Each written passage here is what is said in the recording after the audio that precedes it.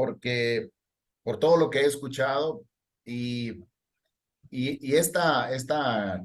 digamos, esta reflexión que les quiero compartir hoy es básicamente, no sé si les pueda servir mucho para la cohorte 2020, ¿verdad? La que ya están terminando. La 21, pues, están ya casi encaminados, creo que les va a servir más, y más para la corte 23, ¿verdad?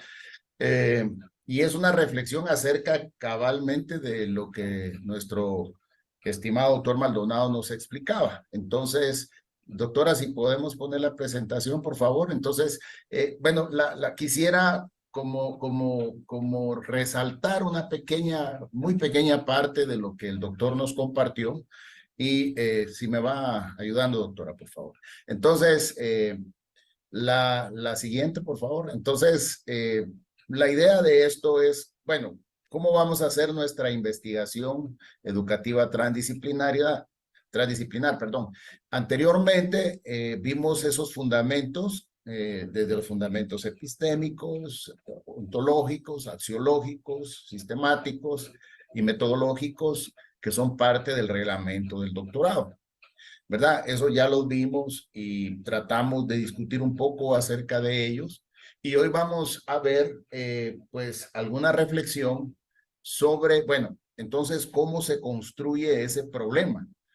Cómo, no, perdón, no sé cómo se construye, cómo se sistematiza, cómo se interpreta. Eso es la reflexión que yo les quiero dejar en esta tarde. Pero antes de poder discutir, quiero dejarle algunos pensamientos que creo que se identifican mucho con las preguntas y el diálogo que ustedes tuvieron con el doctor Maldonado.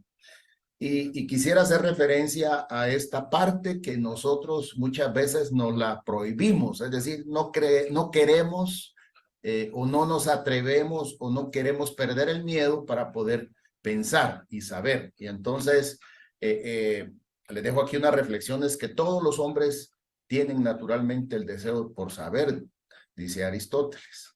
Pero ese deseo de saber lo expresa muy bien Maturana más adelante, citado por Krieg en un libro que se llama El ojo del observador. Me gusta mucho esto, porque ese saber se tiene que relacionar mucho para nosotros con esa curiosidad que nos motiva a investigar. En palabras de lo que escuchamos anteriormente, ese enamoramiento que ustedes ya tienen con respecto a la interpretación y tratar de entender el mundo que a ustedes y que a todos nos rodea. Es decir, preguntarnos pues qué queremos o cuál es esa parte de la realidad que nos está agobiando y que nos muestra el deseo por tratar de escribir sobre ella, hacer nuestra teoría, poder hacer la investigación, poder hacer todas las cosas que nosotros consideramos que puedan ser necesarias para poder terminar con un trabajo de graduación. Ahora, esa curiosidad, ¿verdad? Es, para mí, tener una mente abierta, citando en este caso a Hegel, ¿verdad? Una de las cosas importantes que nosotros debemos de entender es una mente abierta y curiosa al investigar y hacer ciencia. Es decir, que nosotros realmente debemos de alimentar ese deseo que tenemos por aprender, por saber, pero debemos de tratar de buscar la curiosidad que existe en nosotros, ese enamoramiento, dirían por ahí ustedes hace un momento, que nos permita abrir la mente, a ser más curiosos al investigar y hacer ciencia, ¿verdad? Eso creo yo que es parte fundamental en este doctorado. Y creo que aquí tiene que privar lo inédito, lo propio, lo original, lo creativo. Y en la parte de la creatividad, la parte de esa emoción, pues, que nos debe privar o motivar para hacer las cosas. Por otro lado, podemos hacer ciencia. Y esta es la reflexión que creo que el doctor Alonso nos transmitía. Todos nosotros somos científicos, ¿verdad? Y podemos compartir ciencia. Y esa ciencia, bueno, pues es esa admiración, esa curiosidad por entender qué son los elementos que la provocan? Aristóteles, él decía, tiene un ejemplo muy bonito en su libro y a mí me gusta repetirlo, que es esa pregunta, esa relación que él veía entre el diámetro y el círculo, por ejemplo, o cómo se comportan los fenómenos naturales, qué es el universo, ¿verdad? ¿Qué es la vida y sus fenómenos? Entonces, básicamente nosotros tenemos que ir en busca de una explicación al mismo momento que estamos, digamos, reflexionando, admirándonos en ese reconocer que nosotros pues no sabíamos y ahora queremos entender ese fenómeno o esos fenómenos o esas realidades o esa realidad que es la que vamos a trabajar. Y además, entonces, nosotros podemos hablar que ciencia y conocimiento, ¿verdad? Tenemos que verlo como dos términos que pueden, que en su momento fueron sinónimos. La siguiente, por favor. Y en ese sentido, ciencia y conocimiento nacen como términos que eran sinónimos, ¿verdad? Desde el episteme y de las gnosis, de las palabras griegas, pero que conforme se va naciendo las formas prácticas de ver los fenómenos, entonces empieza digamos, a concebirse el famoso método científico, que es una de las tantas formas de hacer ciencia y de aprender. Ahora, el método científico, les quería hacer esta reflexión, es una concepción occidental que al final se traslada a hacer esa metodología que se extiende como el único elemento para poder hacer la investigación.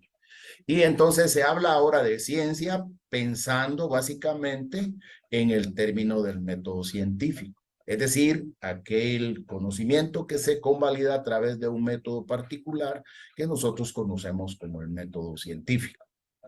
Ahora, pero este método científico, ¿verdad? Básicamente es una de las tantas formas que nosotros podemos experimentar para compartir. Y quiero llevarlos así un poco despacio en esto porque la ciencia o el método científico o los primeros científicos pues tenían una parte mística, otra parte religiosa, otra parte, digamos, mágica, y así nacen. Es decir, por ejemplo, citando Krieg en uno de los, perdón, Hilbert, en uno de los libros que leí muy interesante, la historia de la ciencia, él habla que el último místico fue Kepler. Y era un científico que pues estaba tratando de explicar las leyes de la naturaleza y del universo, pero que tenía esa cosmovisión de entender que había una fuerza superior, había unos elementos, una armonía cósmica, que los elementos que conforman el universo pues tenían una razón de ser y que tenía algo de divino esto que hacía que la ciencia existiera. Y es interesante, pero Kepler pensaba que él al hacer la ciencia estaba cumpliendo la voluntad de Dios. Era algo místico.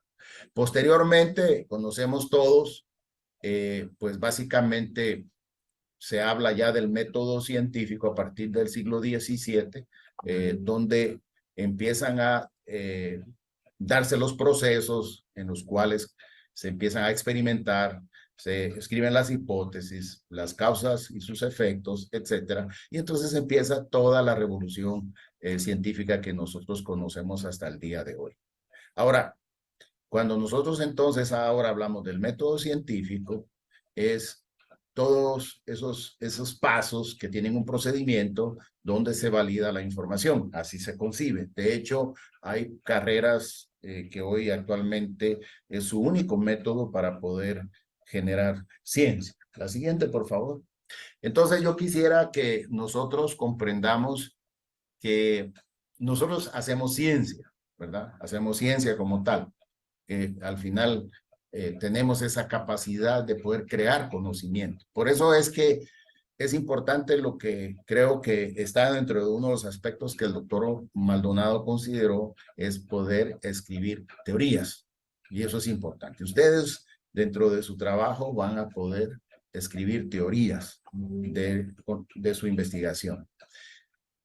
Algunos hablan que el primer científico fue Galileo, por las razones obvias que ustedes ya conocen, pero esta idea del método científico se fue estableciendo y al final, apoyado por Descartes, como todos lo conocemos, se empezó a hablar que para poder entender el fenómeno o el todo de ese problema era necesario investigar dividiéndolo en sus partes. Esta forma idealizada se va consolidando y están claros en este momento que todas las predicciones de esos modelos simples que se utilizan están llenos de errores y que al final son interpretaciones de los modelos, pero que ya lleva implícita esa subjetividad de acuerdo al investigador. Entonces, repitiendo, la ciencia, y para poder ir definiendo algunos términos que creo que, o algunos conceptos que vamos a tratar de diferenciar, podrán estar de acuerdo o no en esto, pero yo se los dejo a ustedes. Entonces, ¿qué es la ciencia? Podemos pasar a la siguiente. Entonces, ¿qué es la ciencia? Pues la ciencia es ese conocimiento, el deseo por conocer, curiosidad, el enamoramiento que ustedes tengan por esos temas, por esos problemas, por esas realidades que ustedes estén viendo, ¿verdad? Y cuando hablamos del método científico, se habla pues de ese procedimiento ordenado con aquellos parámetros para demostrar o rechazar hipótesis a través de causas y efectos. Pero también hoy se habla de investigación científica. Y la investigación científica pues no es nada más que unir básicamente el método científico como el instrumento que valida la información y por otro lado documentar toda esa información para poder generar un informe final, ¿verdad? Entonces, podemos entender que en nuestro lenguaje actualmente académico se habla de ciencia, se habla de método científico y de investigación científica. Solo es para hacerlos reflexionar. Pero nosotros, ¿verdad? No nos vamos digamos, a circunscribir en este sentido, sino que yo estoy totalmente de acuerdo con lo que expresaba el doctor Maldonado y parece un tanto raro en nuestro medio, porque realmente la educación como tal se queda corta al hablar del proceso de saber vivir. Y por favor aquí la siguiente, les dejo un párrafo de Hegel que creo que es bien importante porque nosotros no podemos enseñarle a la gente a aprender, ¿verdad? Creo que esto ya lo hemos discutido, sino que yo quisiera dejarles esta reflexión que es bien interesante, pero cuando nosotros aprendemos a estudiar en este doctorado, voy a citar a Hegel, ¿verdad? En un libro donde Sepúlveda interpreta la fenomenología del concepto. Aprender a estudiar puede así ser concebido como una forma de aprender a vivir. Entonces, esto lógicamente no se puede encerrar en la educación formal y no formal, sino va más allá. Y aprender a vivir como una forma de aprender a pensar. Es decir, cuando nosotros ya entendemos que somos capaces, tenemos la curiosidad, tenemos el deseo, entonces nosotros básicamente estamos aprendiendo a pensar. Y esto es, creo yo, quizás lo más revolucionario que ustedes pueden tener en este doctorado, decirles y animarlos y motivarlos a que se enamoren y que entiendan que ustedes pueden aprender a pensar. Y aprender a pensar como una forma de aprender a escribir. Y aquí me vuelvo a detener en esto. Hay algunas personas que dicen que yo no puedo escribir, no soy buen redactor, pero al final, si usted está aprendiendo a vivir, aprendiendo a pensar, pues tenemos que aprender a escribir. Cuando digo aprender a escribir, no es tener una retórica despampanante, sino es expresar desde nuestra concepción, desde nuestro más profundo amor por el tema que investigamos, escribir los hallazgos, las reflexiones, los desacuerdos, las partes que consideramos que ya no son para nuestra realidad o que esos argumentos o dogmas que en algún momento fueron parte de nuestra forma de pensar se vienen abajo. Yo creo que si nosotros aprendemos a estudiar como una manera de aprender a vivir y aprendemos a vivir como una manera de aprender a pensar y aprendemos a pensar como una forma de aprender a escribir, entonces me gusta la parte final, que aprender a escribir la vamos a entender en estos trabajos que ustedes van a presentar como la intervención a la realidad. Esto me fascina mucho, este pensamiento, y se los dejo porque atrévanse a escribir.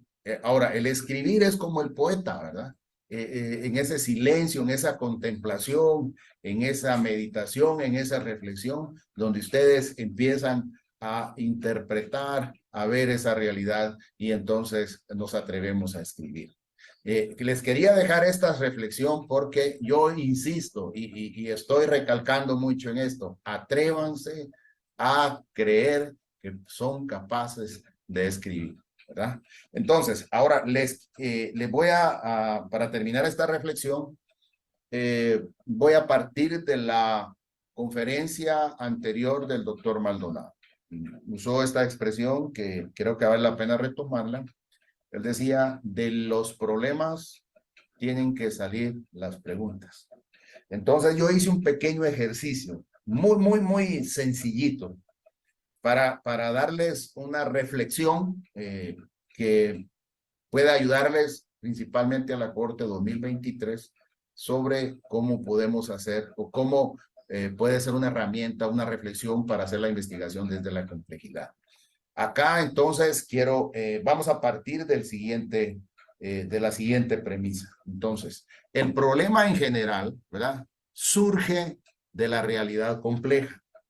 Entendamos eso. Que el problema en general, es decir, esa situación, por favor, si lo detenemos ahí, que nosotros tenemos un problema en general que hemos identificado entre esa realidad compleja que nos aborda. Y aquí voy a tomarme el tiempo y pedirle permiso a un compañero de ustedes que he estado leyendo su trabajo y voy a poner un ejemplo en el área forestal, ¿verdad? Un amigo de ahí de Honduras que estuvimos platicando y dialogando un poco. Entonces, Rolando, con su permiso, voy a usar algún sencillo ejemplo, ¿verdad? Al final para poder hacer una reflexión, digamos, de una manera académica. Esta es una forma, si ustedes quieren, pedagógica de cómo vamos a realizar nuestra investigación. En primer lugar, hay un problema general y ese problema en general es una realidad compleja. Ya lo han hablado hasta a la saciedad, que no podemos, alguien preguntó, bueno, la pobreza, ¿por qué no es un problema económico?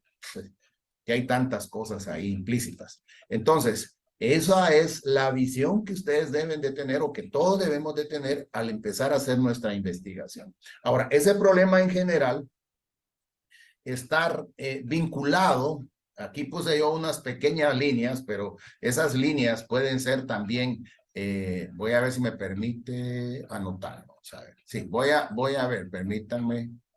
Pero esas líneas también pueden vincularse entre los demás, ¿verdad? Es decir, podemos hacer un montón de interconexiones entre una y la otra. Es decir, voy a manchar todo esto, tal vez así agarra algo de forma, pero es decir, todo esto que ustedes están viendo, al final existe esa complejidad. Ese problema tiene una realidad muy compleja, con muchas interacciones, con muchas relaciones. La siguiente, que nos van haciendo entender que existen muchos más, regrésenla por favor, que existen muchos problemas, ¿verdad? Y que esos problemas al final se trasladan en esas grandes, en esas preguntas que nosotros vamos a escribir. Repito, entonces, tenemos el problema en general que nos va a permitir elaborar la pregunta de investigación que nosotros vamos a hacer basada en ese gran problema o en ese problema que nosotros consideramos de acuerdo a esa múltiple realidad o esa realidad compleja, pero vamos a tratar de interpretar todos los demás elementos que consideramos como también esos subproblemas, si se puede usar esa palabra, y yo intencionalmente usé 10. ¿Por qué? Porque en nuestro informe nosotros necesitamos por lo menos 10 nodos de investigación, ¿verdad? Basados en un gran problema. Le puse aquí PN porque pueden haber muchísimos, millones, no sé cuántos problemas. La siguiente. Ahora, perdón. Y acá nosotros no debemos de perder de vista que tenemos que tener una visión sistemática. Es decir, como sistema.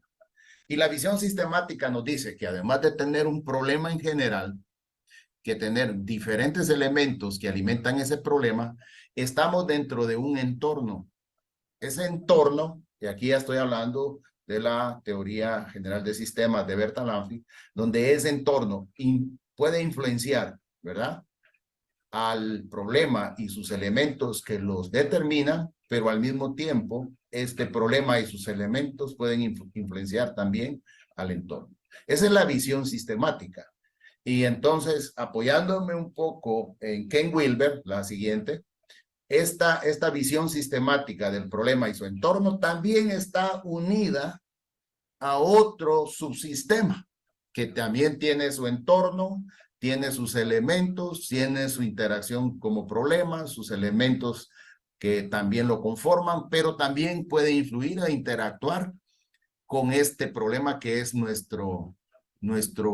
digamos, nuestro tema a investigar. Ahora bien, aquí a mí me gusta mucho el concepto de Ken Wilber sobre totalidades partes, donde cada una de las partes es el problema, pero el todo a la vez. Y también el todo está en las partes. Es decir, no podemos hablar solo de partes o solo de todos, sino de totalidades partes. A mí esta forma de ver la situación, pues nos enseña que realmente pues es decir, que nosotros lo primero que tenemos que tratar es de hacer una interpretación de esa realidad y poder establecer entonces cómo se da el problema. La siguiente. Y así pudiéramos nosotros crear subsistemas tras subsistemas y generar una figura neuronal, ¿verdad? Como se expresa en algunos momentos, en algunas revistas, el tema de nuestro cerebro, ¿va? De miles y millones de interacciones, relaciones, procesos, traslado de información, etcétera, etcétera, que hacen que al final exista una palabra muy, muy interesante que la menciona Bertalanffy en su teoría general de sistemas, que es la equifinalidad. Y la equifinalidad de un sistema le da la característica de ser un sistema abierto.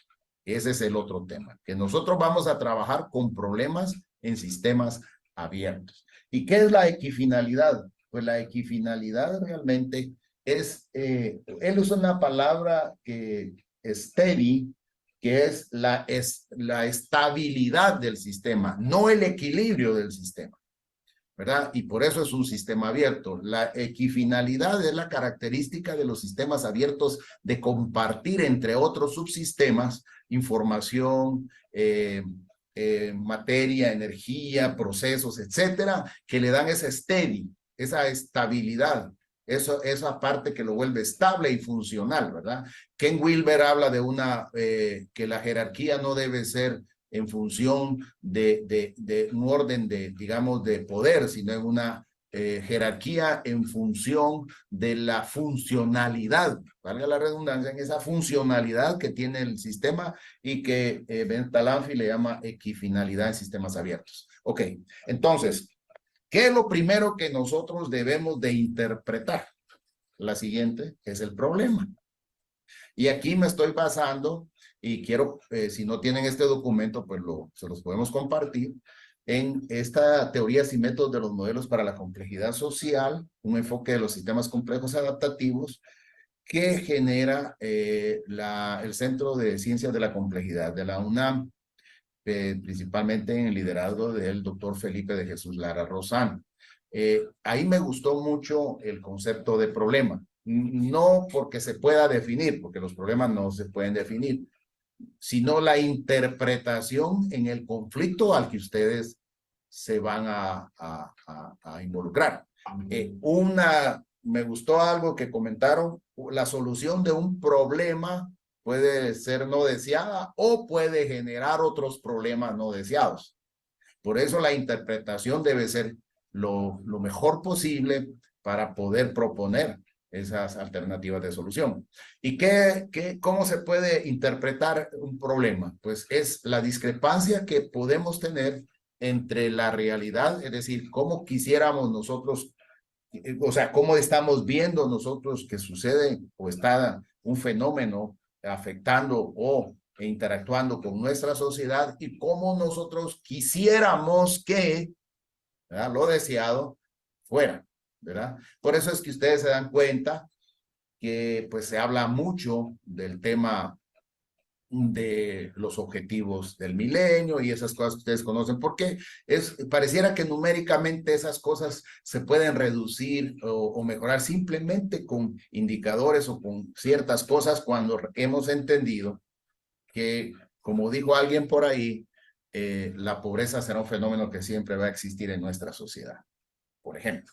Entonces, esa discrepancia entre lo real y lo deseado, ¿verdad?, que al final puede ser una utopía, pero puede ser un buen elemento, es lo que nosotros consideramos que ustedes deben de tratar de generar esa dialéctica entre la realidad de un sistema social y lo deseado de una manera, si ustedes quieren, diría ahí, mística, virtual, mágica, qué sé yo. Entonces, ahora, de esto tiene que salir el problema. Y de acá tiene que salir la pregunta o el enunciado o el argumento de su tesis doctoral. La siguiente. Bueno, entonces, ¿cómo hacemos un ejemplo? Pues por eso le digo, maestro Rolando, él está trabajando en el sector forestal, pero yo quise hacer un pequeño ejemplo y quiero mostrarles una visión sistémica muy sencilla, ¿verdad? El problema, por ejemplo, hay un problema de deforestación en el sector forestal. Pero este problema no puede verse desde la perspectiva del fenómeno como tal, sino que hay que tratar de tener esa visión sistémica.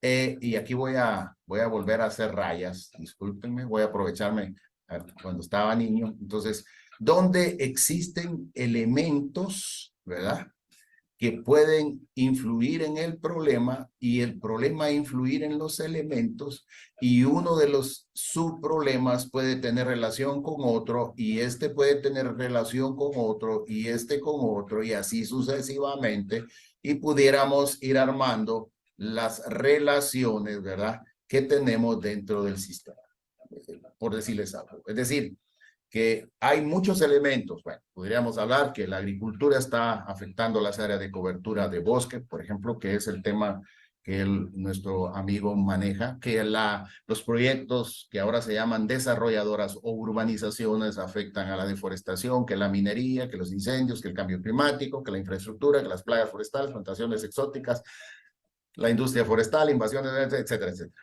Pero que entre ellas también existe una interrelación. Entonces, ¿por qué quise poner este ejemplo? Que hasta aquí solo hemos mencionado los elementos, pero no la interpretación entre las interrelaciones o interacciones que tiene el sistema. Pero esto no queda ahí. ¿Podemos pasar al siguiente? Uy, vamos a borrar porque si no. Entonces, pero ahí está, gracias. Pero esto no queda ahí. Entonces, ¿cómo nosotros hacemos el enunciado? Es un pequeño ejemplo, ¿verdad? Entonces, me puse a escribir un pequeño enunciado. ¿Dónde debería de ir esto? Cuando ustedes en su intencionalidad escriben el problema, ¿verdad? Yo me puse a pensar, bueno, un pequeño enunciado, porque aquí todavía estoy yo solo como diciendo, bueno, este es el tema que yo voy a investigar en mi doctorado, pero aquí todavía habría que hacer la descripción de la relación de los elementos de una manera sucinta que ustedes van a abordar. Entonces, por eso les escribí, por ejemplo, en el problema que ya hemos considerado, la alarmante deforestación está afectando los sistemas boscosos de la República de Honduras. Es un sistema abierto, desencadenando una cascada de consecuencias ambientales y socioeconómicas que afectan, discúlpenme que tengo amigos aquí, que afectan profundamente a la sociedad global.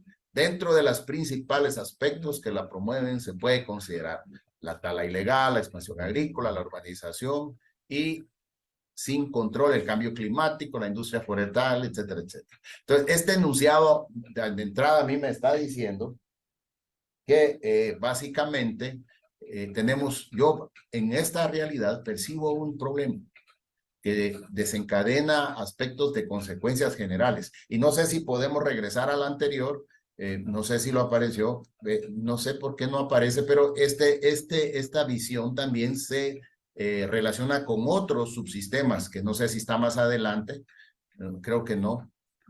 Que aquí está. Gracias. Entonces, este elemento que ya definimos, que también escribimos su enunciado, tiene un entorno, que era lo que ya vimos. Y ese entorno, por algunos decían, y bueno, se va a resolver con una política ambiental. ¿Qué tienen que ver los gobiernos municipales? ¿Cuál es la conflictividad social? ¿Cuáles son el aspecto que consideran las poblaciones originales? ¿Qué tiene que ver el tema de la pobreza con las políticas económicas, etcétera, etcétera? Y ahí pudiéramos generar otro subsistema. Es decir, para que ustedes puedan ampliar, y creo que es la última esta, ¿verdad? Ahí pudiéramos ampliar la visión de lo que nosotros podemos investigar.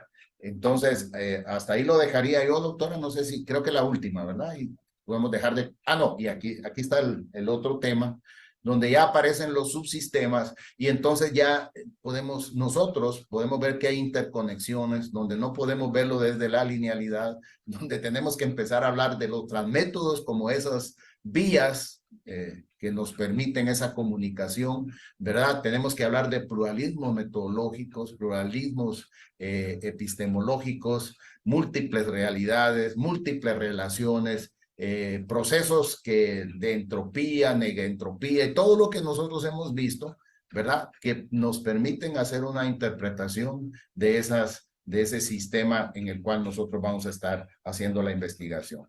Quise dejarles un pequeño ejemplo para que ustedes puedan reflexionar y al final, pues, ustedes se enamorarán de algún tema que abordarán en su tesis doctoral. Muchas gracias, esto era todo. Y pues no sé si tienen algún aporte que ustedes consideren oportuno, pero sí animarlos a que ustedes puedan hacer su trabajo de investigación. Y como les decía, hay dos elementos bien importantes, un fundamento epistemológico que deben de tener y por otro lado, pues atreverse a escribir, a compartir, a reflexionar. ¿Por qué nosotros hemos pensado en grupos rizomáticos? Porque esa es la idea, que desde otras ciencias, desde otras disciplinas, nos puedan enriquecer a nosotros los procesos. Si no, nos vamos a quedar con el sabor nada más de una transdisciplinariedad que no necesariamente va a satisfacer esas riquezas digamos, de que los elementos puedan considerarse en su documento, ¿verdad? No sé si existe alguna inquietud o si quieren enriquecer esta es una reflexión. Esto no está escrito en piedra. Yo he estado meditando mucho en esto, bueno, cómo les ayudamos a los compañeros. Pues esta es una de las formas de poderles dar algunas herramientas que les puedan servir a ustedes para armar el entramado, ¿verdad? En el cual ustedes se van a desarrollar en su trabajo de investigación. Muy interesante, doctor. Pero sí me gustaría que circulara la presentación. Así es. Con mucho gusto. Vamos a mandar el video y también vamos a enviar la presentación. Gracias. Aníbal. Bueno, doctor Rosas, en realidad, pues esta presentación nos va a ayudar bastante. A veces uno cuando está con el fenómeno que está investigando, ha reflexionado en torno a dónde está la mirada sistémica, ¿verdad? Que yo creo que en mi caso eso me ha faltado, pero yo le decía a usted y a las demás compañeras que nos han tutoriado, que realmente es necesario ya el acompañamiento de una persona que mire el trabajo, que le determine a uno algunas fallas, si llamémosle así, conceptuales o metodológicas que tiene, porque definitivamente este trabajo que usted acompañó al compañero de Honduras, pues ahí está una ruta ya establecida prácticamente. Y obviamente pues solo se necesita entrarle a digamos, a recrearse en todos esos fenómenos que están interactuando ahí dentro de la problemática que está tocando un compañero. Entonces, yo creo que estamos en un momento propicio para retomar algunas situaciones que se nos han ido. Y bueno, estamos esperando ahí ese momento, ¿verdad? Muchas gracias.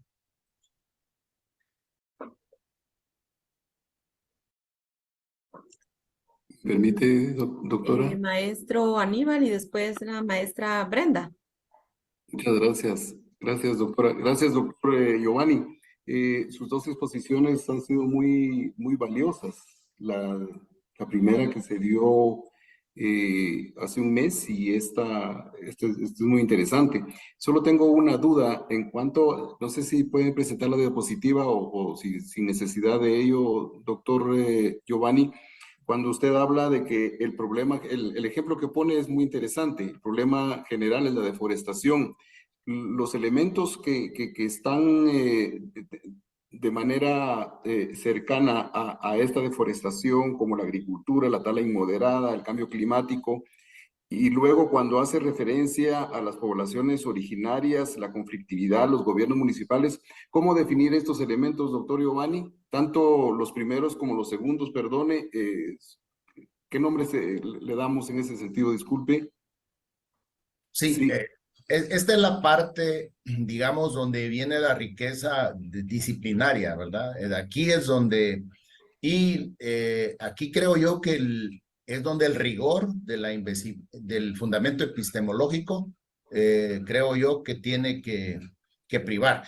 Yo les voy a hablar de tres cosas que considero que son importantes. La primera es, por ejemplo, con el atrevimiento de mencionar a nuestro compañero Rolando, pues él tiene experiencia en el área forestal. Entonces, su experiencia, ¿sí?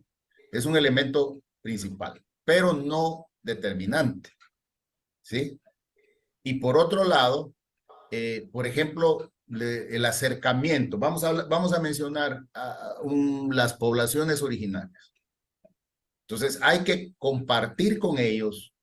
De hecho, les voy a decir algo, leyendo algunos libros de Pablo Freire, él cuando menciona resultados de su investigación es bien sencillo, dice, estaba en una enseñanza en tal lugar y platiqué con alguien que me dijo esto y esto y esto, de cómo interpretaba, y hace digamos, un diálogo muy sencillo, pero muy enriquecedor de su investigación.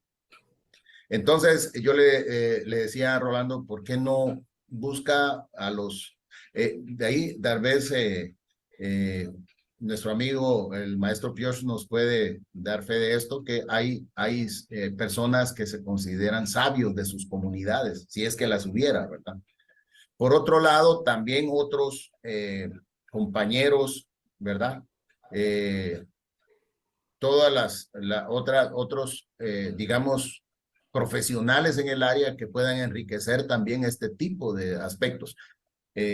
Revisar también desde la perspectiva municipal, es decir, este es un trabajo bastante, digo yo, enriquecedor, pero que al final le va a permitir a ustedes tener una interpretación, porque eso es lo que va a hacer, una interpretación de la realidad o de las realidades que tienen influencia sobre esa visión sistémica de su problema. No sé si esto le ayuda, Aníbal. Esa sería lógicamente aquí hay otros temas, por ejemplo, interpretar un poco el movimiento de la frontera agrícola, los temas que hoy se están dando mucho en las desarrolladoras de urbanización, cómo esto se ha comportado, qué motiva, si es la población migrante que está enviando remesas, qué sé yo, esa parte es donde nosotros vamos a lograr interpretar una parte de eso, porque el sistema es amplísimo, ¿verdad? Entonces, pero eso les va a permitir a ustedes en tener esa interpretación, ¿verdad? Más clara de su trabajo de investigación y las propuestas que ustedes van a hacer a esa problemática, entendiendo esto, que con esa visión, digamos, más interpretativa de las totalidades y las partes, ustedes pudieran tener mejores argumentos de discusión. Gracias, doctor. Gracias.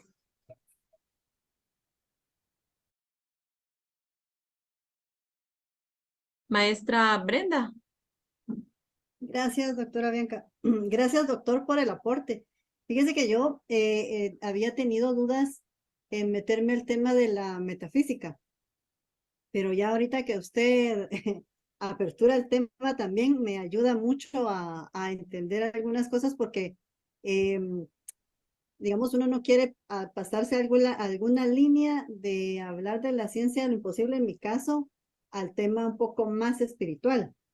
¿Verdad? Sí. Porque ahí ya tengo que hablar de Dios, de la fe, que inclusive viendo algunos pasajes de la Biblia, podríamos hablar cómo lo imposible se hizo posible también a través de las historias de la Biblia, ¿verdad?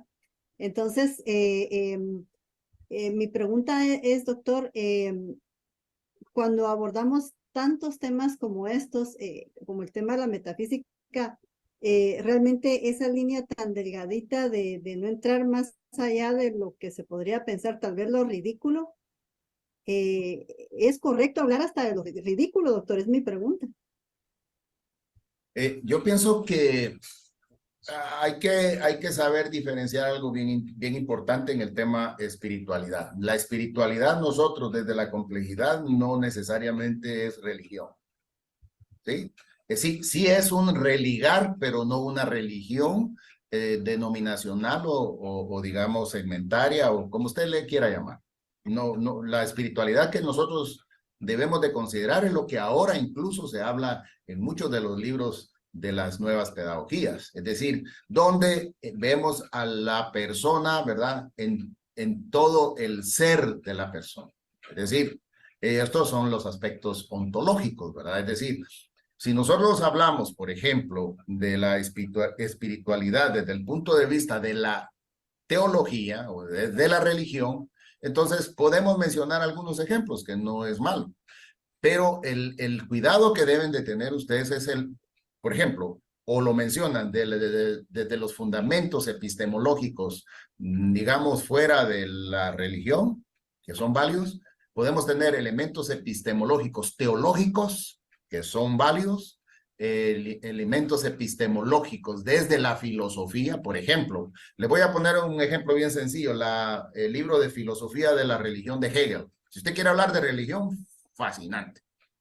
¿Verdad? Porque voy a citar algo que se va a salir un poco del contexto, pero por ejemplo, hoy hay iglesias que dicen, es que nosotros no hablamos de una relación con Dios y de una religión. Esa es una torpeza, decir esas cosas. Porque el elemento fundamental de la religión se llama divinidad. Y no, aquí Hegel no está hablando del Dios trinitario, del Dios de los judíos, sino está hablando del Dios católico, del Dios musulmán, sino que está hablando Hegel de que la religión es el elemento central de la religión, se llama divinidad. ¿Verdad? Bueno, entonces eso es desde la filosofía de la religión. Puede hablarse desde la filosofía teológica, por ejemplo, o puede hablarse desde la teología, puede hablarse de incluso, hay por ahí, no me recuerdo el nombre de un físico francés que está hablando de los desdoblamientos del tiempo. Fascinante. Ay, no recuerdo su nombre, pero él es un premio Nobel incluso en la teoría, permítame, Teoría de cuerdas, doctor, No, él es en fluidos, no recuerdo. Ajá, pero él habla del desdoblamiento del tiempo en la nueva espiritualidad, por ejemplo, y está hablando, mire pues, y él lo resume así, cuál es la esencia según él, ¿verdad? Como físico y matemático. Y creo que tiene un premio Nobel, él dice, ¿cuál es la esencia de la espiritualidad? Pues el enunciado de Jesús, dice. ¿Cuál es el enunciado de Jesús? La regla de oro, ¿verdad? Y él habla de los pensamientos, de las dimensiones del tiempo, bla, bla, bla, etc. Pero le digo, eso tiene que ser muy mesurado. Hasta en el punto que usted, maestra, no caiga en el fanatismo.